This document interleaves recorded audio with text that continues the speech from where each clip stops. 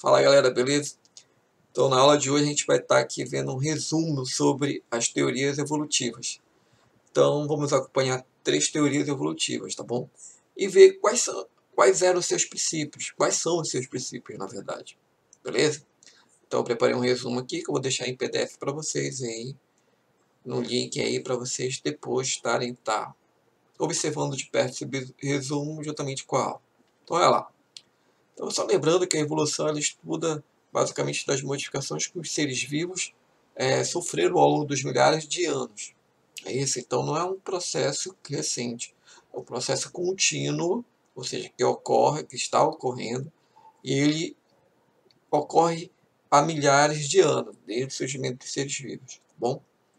Então, o primeiro cientista, ou seja, as primeiras ideias que a gente vai utilizar aqui são aqueles dos primórdios da evolução.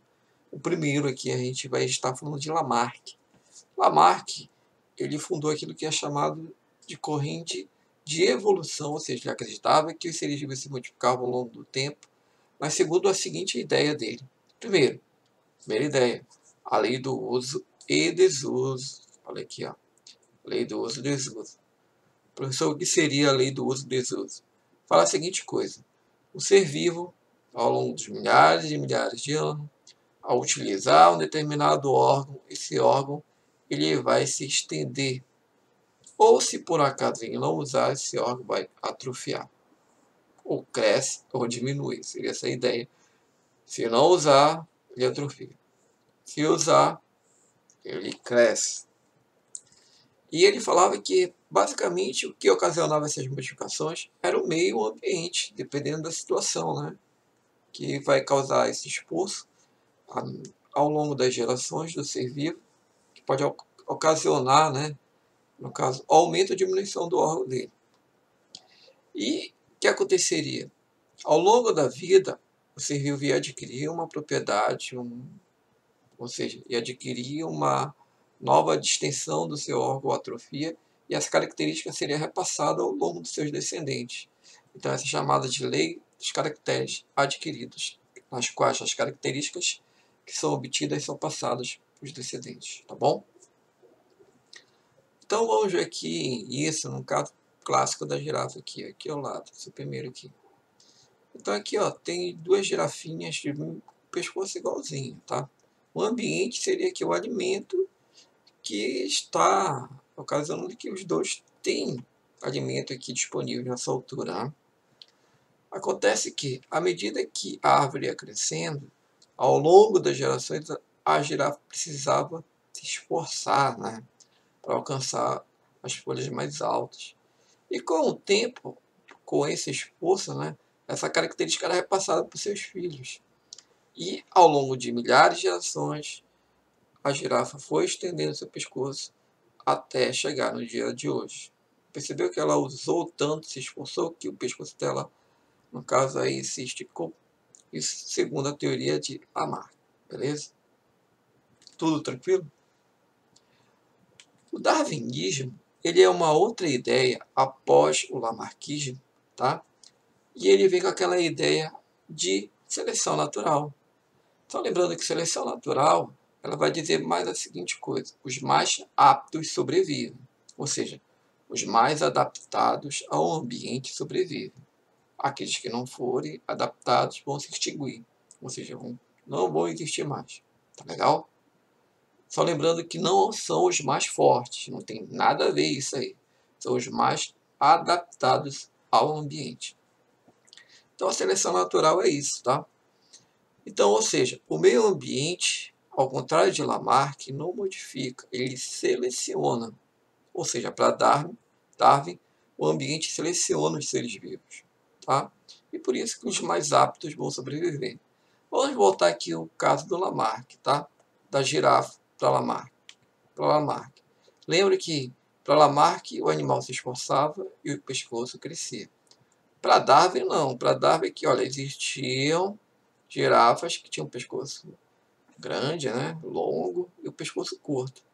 Acontece que o ambiente, em determinado período, houve uma escassez de alimento mais baixo para a girafa que de pescoço curto. E com certeza ela não estava adaptada, né? O que aconteceu com ela? morreu. Só ficou a girafa com o pescoço aqui, adaptado ao meio, que tinha um pescoço longo. Ou seja, para Darwin, essas girafas tinham comprimentos de pescoços diferentes, já existiam, apareceu aí, né?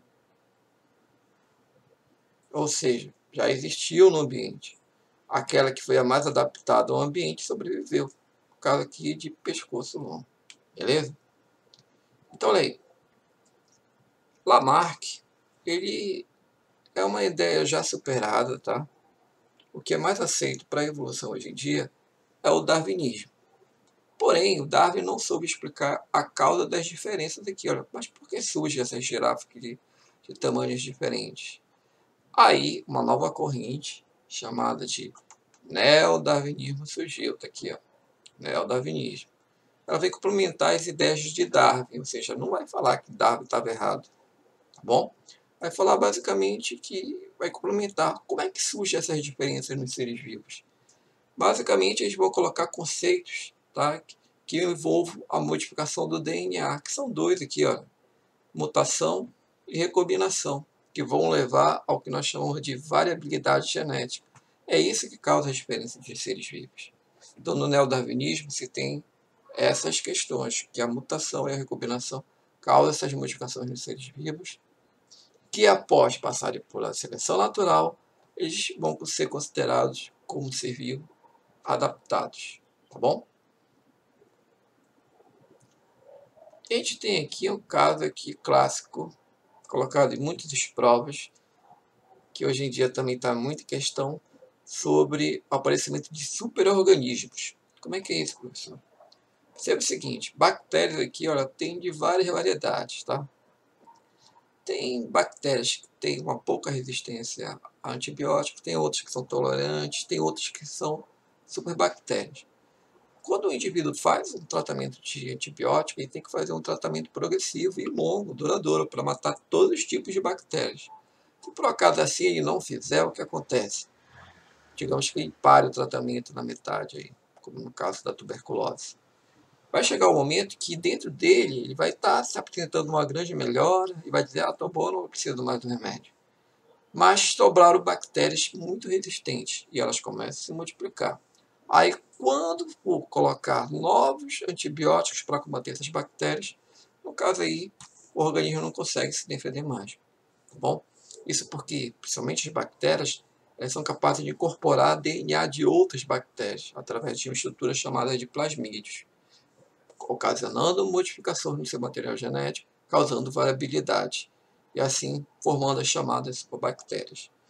E isso também aí está muito em vista hoje em dia, principalmente com a questão aí, né, do surgimento de novas variedades virais do coronavírus.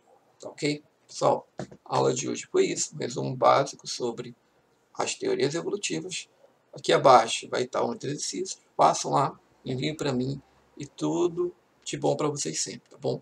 Para todos, se cuidem, um bom dia se você estiver assistindo de dia isso, uma boa tarde e uma boa noite. Muito obrigado e tudo de melhor sempre para vocês. Abraços.